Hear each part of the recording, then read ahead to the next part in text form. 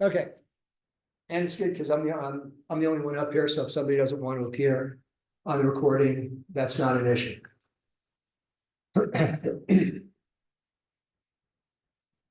I saw an article in the Jewish Telegraphic Agency, and I'm going to read it to you. I think this really brings up some interesting points about who we are as a people, and it addresses an issue that happened the other day.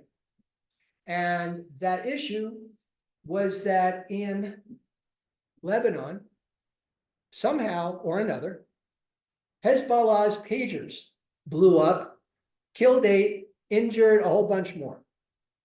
The next day, Hezbollah's walkie-talkies blew up. They were using low tech because they didn't want to have to be hacked or found out or located.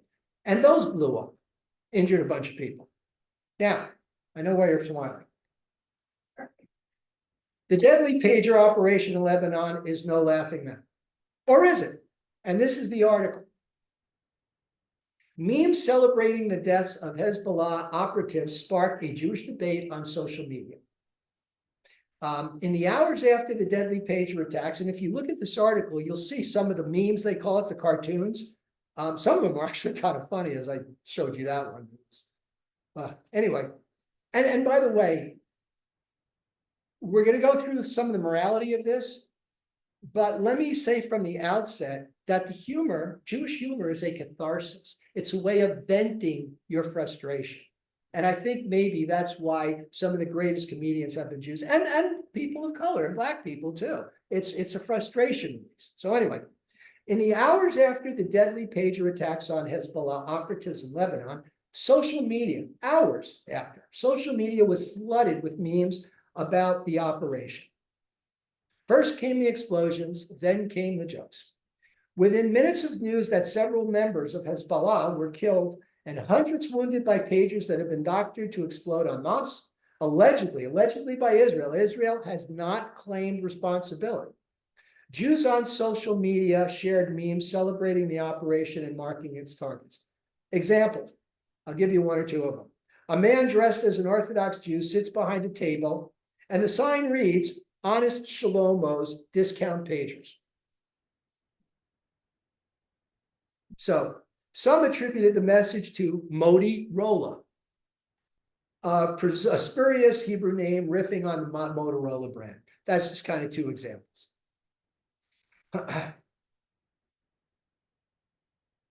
And because the pagers were presumably in the pockets of Hezbollah operatives, castration was a popular theme. One cartoon showed a Des Hezbollah man arriving in heaven to greet his virgins, who gasp at his missing private parts. The jokes continued on Wednesday with news that walkie-talkies wired to explode had killed at least 25 in Lebanon. No more walkie, no more talkie, wrote David Hazoni, director and fellow at the Z3 Institute for Jewish Priorities on X. The taunting memes and jokes came as a war on another front in Gaza grinds on, as negotiations over a ceasefire and efforts to free the Israeli hostages are at a standstill, and as Israel is still reeling from the murder of 6 hostages earlier last month, who were seemingly on the verge of their rescue. For some, the humor is a release valve, celebrating what feels like a rare, clear Israeli win in its second front battle against an enemy that has fired rockets into the country's evacuated north on a near daily basis. For others, however, the mockery crosses a line and violates a traditional Jewish ethic that discourages undue rejoicing over the deaths of one's enemy. Laughing also became harder for some as it became clear that while the attacks were a long-planned operation designed to target Hezbollah operatives, others have been harmed, including children who were killed. Sometimes both sentiments being felt simultaneously. For Rabbi Ariel Rakovsky of Congregation Shaarei Tefillah, an Orthodox synagogue in Dallas, the memes were both troubling and humorous. Candidly, I thought they were hilarious, he said in an interview. From the perspective of Jewish tradition, certainly for Israelis to be engaging in dark humor is absolutely a legitimate way to deal with stress. He quoted rabbis, including the 19th century modern Orthodox pioneer Raphael Samson Hirsch, and Daniel Z. Feldman, a leading rabbi at Yeshiva University's rabbinic seminar, who said humor is an appropriate response to stress. But at the same time, after that perhaps initial reaction, I think that is worth being a little more circumspect, continued Rakowski, who posted on Facebook about his ambivalence. After all, our tradition does teach us that we should not celebrate excessively over the downfall of our enemies. The emotion he endorsed in his Facebook post was gratitude to God for the success of the operation. We should absolutely be thankful to God, but maybe not hand out candies just because the optics are not that great, he said. Rakowski may have been referring to another widely shared video of Israelis handing out candy in Jerusalem following the operation in Lebanon, a gesture often reported in Arab communities after terror attacks in Israel.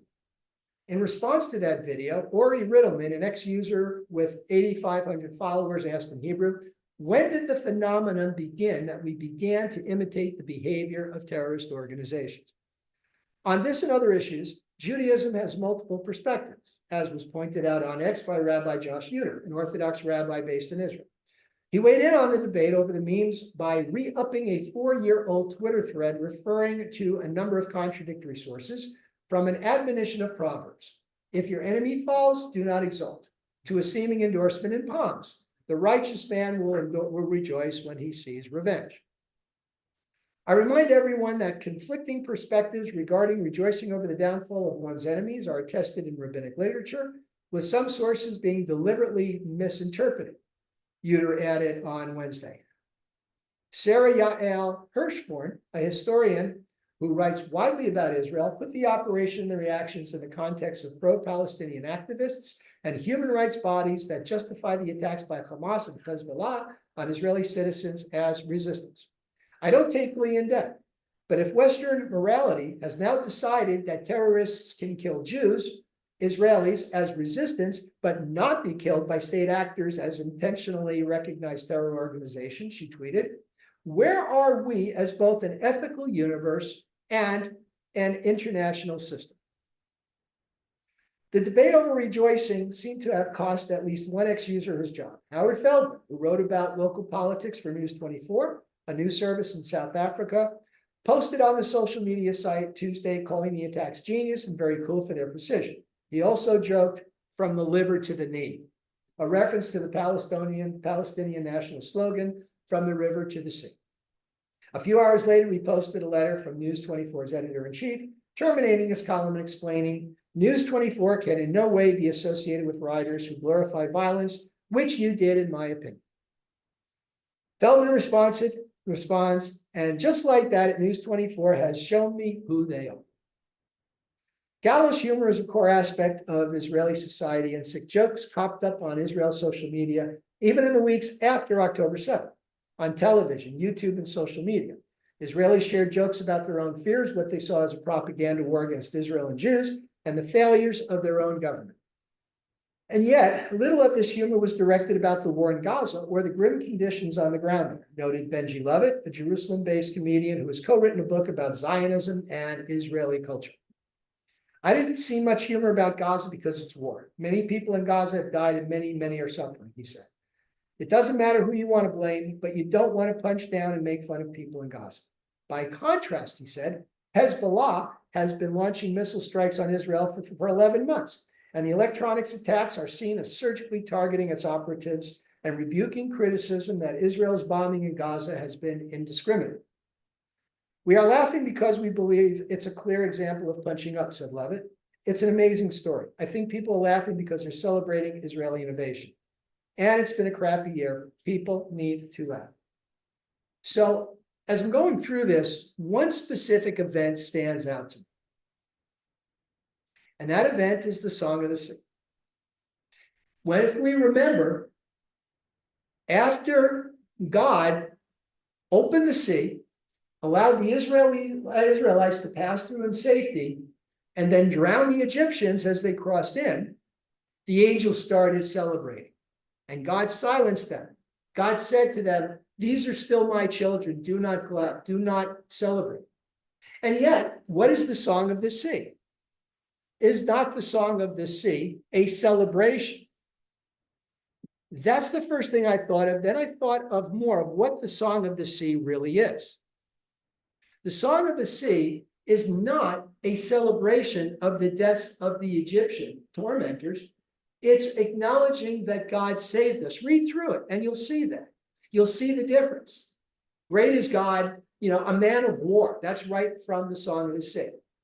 He slayed the Egyptians. It's thanking and glorifying God. It's a song of success to Hashem for saving us, not for the Egyptians dying. There's that little tweak of a difference. What does God tell Moses to tell us in these latter parshas in Deuteronomy? He said, go after Amalek. You can go after Amalek because they're terrorists. They went after the weak and the helpless at the end of the train that goes through the wilderness. But he said, the Egyptians and the Moabites are your brothers. Even though the Egyptian government terrorized you and imprisoned you, it was still the Egyptian people that helped you and gave you riches. So there's that tweak of a difference, if you will. And that's something we have to think of when we celebrate this. It's kind of a gray area, if you will. But it comes back to the theme, I think, that as Jews, we need to be better than everybody else. That's why we have all those commandments. That's why we have all those mitzvahs.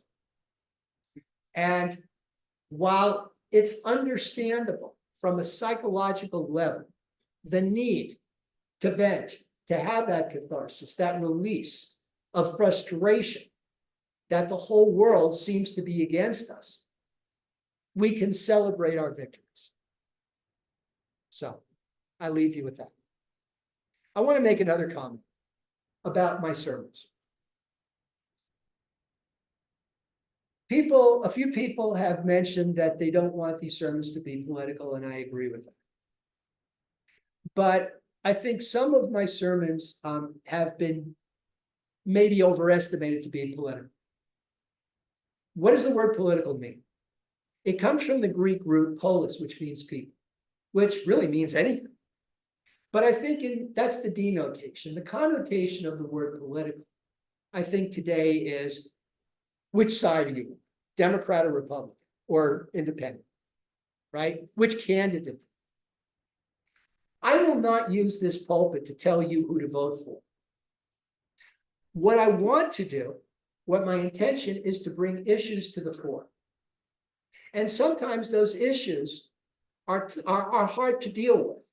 And that's why I make it a point, like God does in the Psalms and in the Torah, when he gets real down and heavy, like with the Tochacha, the warning that goes on for 40 verses about what'll happen if you don't obey the mitzvah, it always ends on an upbeat note. But as I stand here and I look at these pictures of these people who are either in captivity or freed from captivity, but dealing with the trauma of stress from being held captive or dead, and I think about their families, it's real hard for me to really enjoy Shabbat or any other thing Jewish. But we do it because we're Jews and we're not going to get bullied into not doing it. When I think about kids on college campuses, not all of them. I know that the media is exaggerating what's going on. And I know certain public figures might be exaggerating it too, but it is going on. And there are some Jewish students in colleges and even high schools and middle schools that are being called out just for being Jewish. Kids in college campuses are having mezuzah ripped off their door. Nazi signs being painted. And while there needs to be a certain amount of joy, not a certain amount, but a lot of joy in Shabbat. It's a beautiful time. It's a time of rest from the material world where you can just clear your desk, clear your mind of all material pursuits and relax and just be at one with Hashem. There's still in the back of our minds the facts that we still have more to do and farther to go. And I know sometimes I may cross that line, but let me quote a great 20th century Jewish philosopher named Groucho Marx, who said, they can't all be gems, folks. You got to expect everyone. Let's continue with our service. And let me turn off the recording.